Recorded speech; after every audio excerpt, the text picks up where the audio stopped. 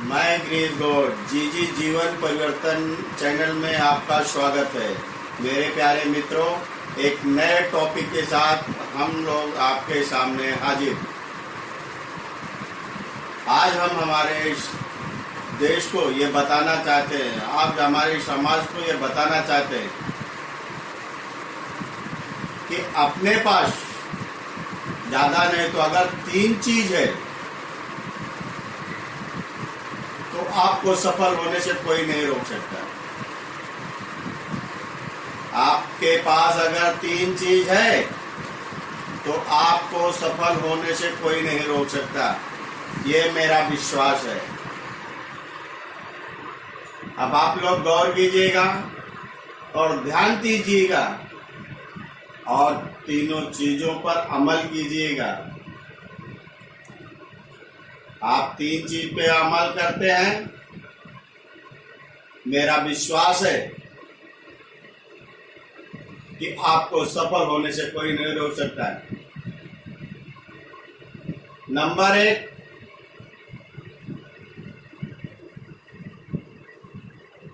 ठंडा रहना यानी शांत रहना। अब आप लोग के सामने एक विश्लेषण करते हैं। आग में कितनी भी ताकत हो, आग में कितनी भी ताकत हो, लेकिन बुझना पानी से पड़ता है। आग में कितनी भी ताकत हो, कोई भी आग हो, चाहे आग के बहुत बड़े भंडार क्यों ना हो, लेकिन बुझना उसको पानी से पड़ता है। आग और पानी का युद्ध हो गया अगर, बताइए मेरे दोस्तों, कौन जीतेगा?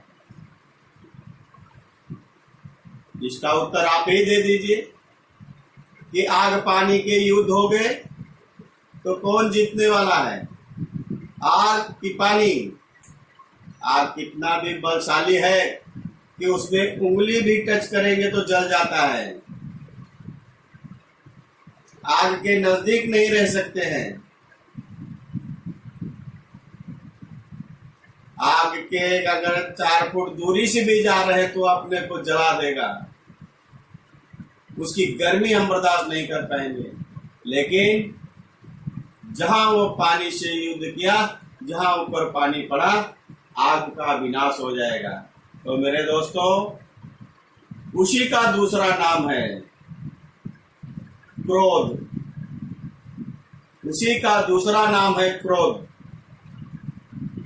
ये मेरा अनुभव आपके सामने हम शेयर करते हैं दोस्तों, कि जब भी क्रोध आएगा 99% आपका नुकसान होगा। जब भी आपको क्रोध आएगा 99% आपका नुकसान होगा। तो मेरे दोस्तों ध्यान दीजिएगा कि क्रोध आने पर कंट्रोल करना है। अब कंट्रोल नहीं होता ये भी बात मानता हूं, लेकिन कंट्रोल कैसे करना है वो हम आपको बताते हैं। हम कंट्रोल करने की विधि समझाने की कोशिश करते हैं, लेकिन अमल में आपको लाना होगा।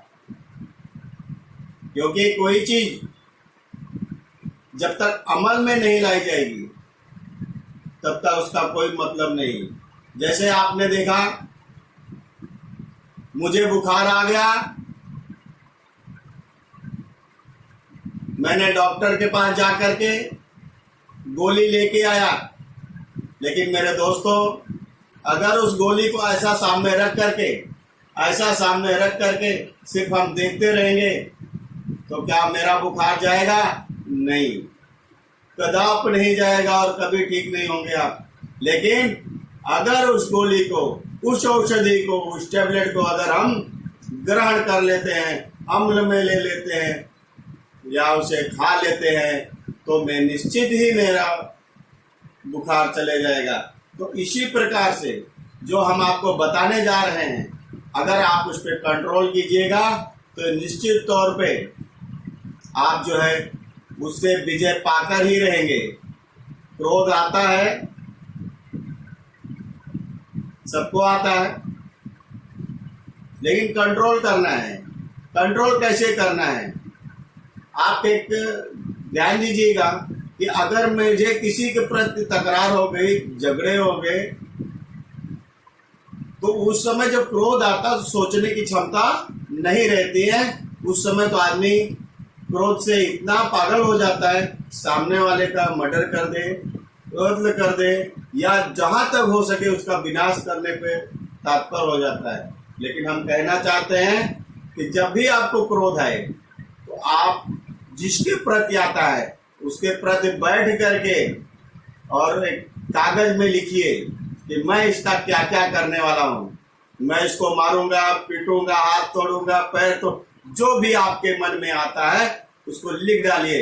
लिखने के बाद उस पेपर को बैंड कीजिए और अपने घर में तकिए के नीचे रख के सो जाइए। और सुबह उठने के बाद उसी पेपर को उठा करके सामने से पढ़िए कि जो मुझे कल क्रोध आया था मैं उसको पढ़ता हूँ, और वो अगर हमें लगता है कि ये करना चाहिए तो आप निश्चित तौर पे करोगे, तो आपको सफल होने से कोई नहीं रोक सकता। क्योंकि आपका ये डिस्टेंस, ये समय आपके माइंड को कोल्ड करता है, और फिर आपके लाइफ में चेंजेस आ जाती है कि अगर हम किसी का मर्डर करते हैं, वो मर तो गया है लेकिन उसके पीछे हमें जेल जाना पड़ेगा। जैसे ही अभी छोटी सी बात है, आप लोगों को हम बताना चाहते हैं कि गांव में किसी तकरार से किसी को कोई मार देता है, मरने वाला तो मर जाता, लेकिन जेले वाले का जिंदगी जहन्नम बन जाती है। क्या आया रहता है उस समय? क्रोध। लेकिन क्रोध आने पे अगर हम इस पेपर में लिख करके और उसको अपने सिरहाने के नीचे रख के और सुबह पढ़ते हैं, फिर हमारा माइंड ऑटोमेटिक चेंज हो जाएगा कि मुझे इस माध्यम से गलतियां होने से बचाया गया है। तो आप लोगों ने दो चीज सुनी, दोनों पे अमल करो। तीसरा हम आपको बताना चाहते हैं कि प्रेम से पूरे संसार को जीता जा सकता है। प्रेम से पूरे संसार को जीता जा सकता है, लेकिन नफरत से छोटा बच्चा भी एक गिलास पानी नहीं पिलाएगा। मेरे साथियों, तो हमें जितना ही हम लोगों से प्रेम करेंगे, सामने वाला मुझसे नमस्कार करे नहीं करे उसका कोई मतलब नहीं है, लेकिन अगर हम घर से निकलते हैं, सामने वाले से, बाजू वाले से, मिलने वाले नागरिकों से, मिलने वाले वर्करों से अगर हम नमस्कार करते हैं, निश्चित वो आपके प्रति उसके मन में वो बदलाव आएगा। आने वाले टाइम में आपके निकलने पे आपको दिखते ही, चाहे वो पड़ोसी हो, चाहे वो दोस्त हो, चाहे वो आपका वर्कर हो, आपको देखते ही वो नमस्कार कर लेगा। उसके जहन में ये बात आएगी कि ये तो इतना बड़ा सेठ, ये तो इतना बड़ा साहब, ये तो इतना बड़ा आदमी, लेकिन ये इतना बड़ा भोला सज्जन आदमी हम छोटे लोगों से भी नमस्कार करता है, गरीबों से भी नमस्कार करता है, अमीरों से नहीं। इसके लिए तो सब समान है, जिसको एक श्लोक के माध्यम से बताया गया है कि अयम निजा परोभेद गणना लक्ष्य सामुदार चरिता नाम तू उपदेव कुटुंबकम। मतलब अयम निजा, ये अपना है वो पराया है, इसकी गणना छोटे बुद्धि के लोग करते हैं।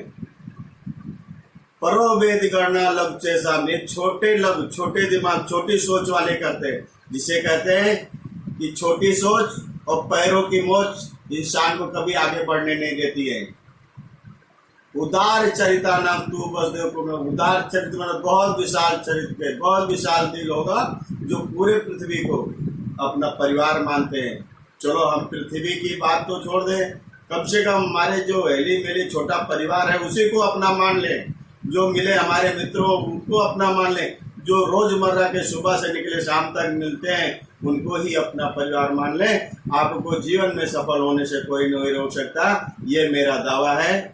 आप दोस्तों मेरे इस चैनल को लाइक कीजिएगा, सब्सक्राइब कीजिएगा। मेरे दोस्तों प्यार से बोलो जय हिंद।